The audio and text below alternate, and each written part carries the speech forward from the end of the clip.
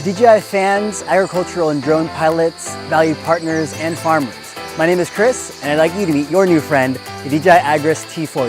This is our 7th generation of agricultural drones. 7 years ago, this is how we worked. Today, DJI Agras drones have serviced a cumulative area of more than 200 million hectares around the world. That's nearly 4 times the size of Thailand. Today's agricultural drones are powerful tools for pesticide and fertilizer application, seeding, precision spraying and spreading, and topographic surveying. To understand the versatility of agricultural drones, a good place to start is crop protection. The food that we eat every day, the clothes you wear, and the raw materials used in factories all over the world all depend on crops. Now, to ensure their healthy growth, a variety of tools and methods have been developed to protect them. Let's take a look.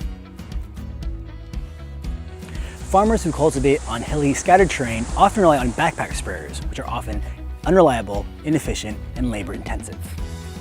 Now, large swaths of flatland are best suited for machine-assisted cultivation. The most commonly used ones are self-propelled crop protection machines. Now, as you can see, they are very large and much more efficient than manual labor. But they aren't a perfect solution. First of all, they can't be used with most crops in their later stages of growth, such as corn, sorghum, and sugarcane. Not unless they were this tall. In flooded soil like rice fields, the sheer weight of these machines will sink them into the mud. Finally, they consume a lot of fuel and generate a lot of harmful exhaust. Now, if your land is larger than dozens of football fields, a great option for you would be spraying pesticides with a fixed-winged aircraft. In the US, 40% of pesticides are sprayed efficiently using this type of aircraft each year. However, pesticides tend to leak from fixed-winged aircraft, sometimes even over a distance of a few kilometers. It can be hazardous if the leaked pesticides fall into other crops or even bodies of water.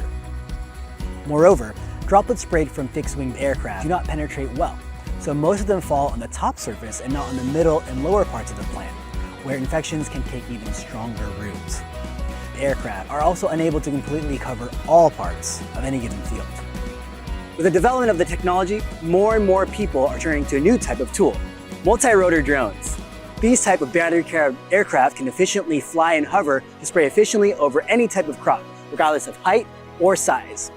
And the best thing about that is they can be particularly useful in places that are really challenging, where manual labor, fixed-wing aircraft, and large machines can struggle, such as steep hillsides and terrain like this.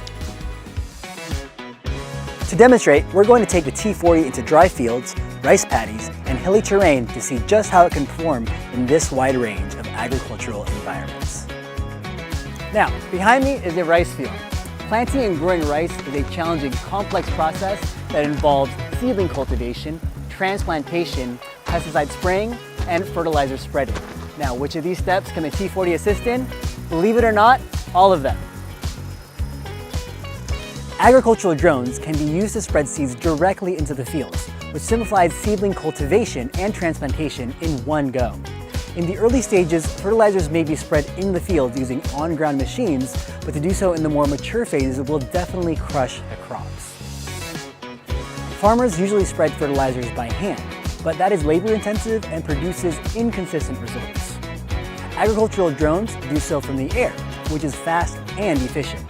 An Agras T40 can spread 8 to 10 tons of fertilizer per day, which is more than 10 times more productive than manual labor.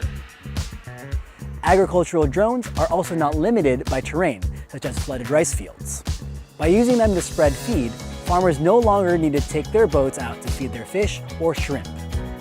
The drones spread their payload evenly, saving on feed and producing a greater yield.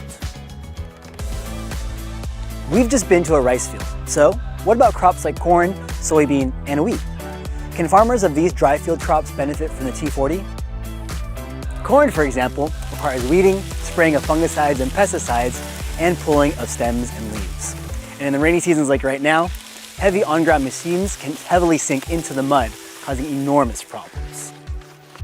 Since agricultural drones operate from above, muddy, uneven terrain is never an issue. The aerial advantage also means height is never a problem. At a height of up to 3 meters, farmers either do their best to deal with spraying and spreading mature corn crops, or simply give up altogether. But no crop is too tall for an agricultural drone, so it will effectively treat a tall corn plant, no problem. Now, while the height of the plant can be one issue, the height of the land can be just as challenging. Most orange trees are planted on hills, where the steepest slopes can reach 60 degrees. Large machinery in a space like this are out of the question. The traditional solution would be spraying tubes. Workers would fill dozens of meters of tubes with pesticides and often work in temperatures of 35 degrees Celsius or above. By the end of the day, you'd have an orchard reeking of pesticides and exhausted workers who have been thoroughly exposed to harmful chemicals. Drones, on the other hand, can make quick, safe work that has simply revolutionized orchard management. Pre-programmed 3D routes mean that a drone can maintain the ideal height above the trees as it flies up and down the hill. Workers can stay out of the orchard during the operation, preventing exposure to and inhalation of the pesticides. In addition, agricultural drones can avoid the inefficient consumption of water from manual spraying, which can amount to 2 tons per hectare, most of which is lost to the ground, which can pollute local water supplies and spread the harm far beyond this hillside. In these few scenarios, we can see that agricultural drones are adaptable and versatile for any number of challenges in crop height, terrain, environment, and more. It's no wonder how they've become rapidly popular all around the world. Now that we understand the features and benefits of an agricultural drone, you must be asking yourself, how do you use one?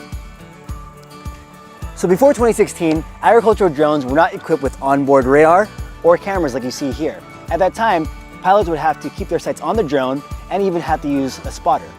And at that time as well, beginners would have to take 4 hours at least of training per day for an entire month to become a qualified pilot. Now, you can map out an entire flight area simply by walking the perimeter of the area with the drone's remote controller in hand to plot out location points. With a few minor adjustments of the flight path, the drone will be ready to perform an autonomous operation. While the drone takes off and flies its path on its own, what's the pilot supposed to do? Simple. Enjoy a break under the shade. Automation makes drones easier to operate, but sometimes there is the issue of obstacles. How can agricultural drones avoid them?